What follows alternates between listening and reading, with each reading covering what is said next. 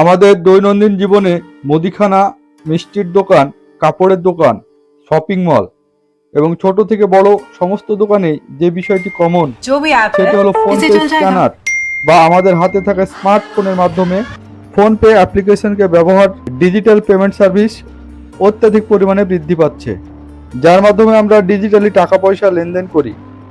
এবার এই phone pay অ্যাপটি কিভাবে কার দ্বারা তৈরি হয়েছিল, এটি ব্যবহার করা আমাদের জন্য কতটা নিরাপদ বা এর ভবিষ্যৎ কি রয়েছে। হ্যাঁ বন্ধুরা, এই বিষয় নিয়েই আজকে আমাদের এই ভিডিও। ফোনপে সম্পর্কে তথ্য অবগত হওয়ার জন্য ভিডিওটি শেষ পর্যন্ত দেখতে থাকুন।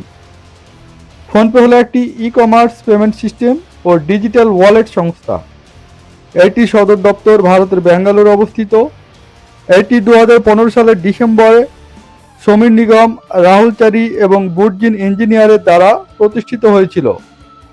ফোনপে দেশ জুড়ে তার পরিষেবা সংস্থাটি হিন্দি, তামিল, তেলেগু, গুজরাটি এবং মারাঠি প্রভৃতি 11টিরও বেশি ভারতীয় ভাষায় কাজ পরিচালনা করে। ফোনপের সদর দপ্তর কর্ণাটকের ব্যাঙ্গালুরুতে অবস্থিত। বর্তমানে ফোনপের প্রধান নির্বাহী কর্মকর্তা হলেন সমীর নিগম এবং এর সহ প্রতিষ্ঠাতা রাহুল চারি সংস্থার চিফ টেকনোলজি পদে আছেন। ফোনপের মালিক কে? বন্ধুরা, যেমন আপনি জানেন, ফোনপে 2015 সালের ডিসেম্বর মাসে প্রতিষ্ঠিত হয়েছিল। এর খুব শীঘ্রই এপ্রিল 2016 ফ্লিপকার্ট এটি কিনেছিল। সেই থেকে ফোনপের সমস্ত মালিকানা ফ্লিপকার্টের কাছে। এই ভিত্তিতে আমরা বলতে পারি যে ফোনপের মালিক হলো ফ্লিপকার্ট কোম্পানি। আপনাদের তথ্যের জন্য জানিয়ে রাখি যে ফ্লিপকার্ট একটি ভারতীয় কোম্পানি যা ই কমার্স এবং অনলাইন শপিং ক্ষেত্রে কাজ করে। ফোনপের আয় ফিনান্সিয়াল ইয়ার 2023-এ 77% বেড়ে 2914 কোটিতে পৌঁছেছে। বর্তমানে ভারতে ফোনপে রেজিস্টার্ড ব্যবহারকারীর সংখ্যা 50 কোটি।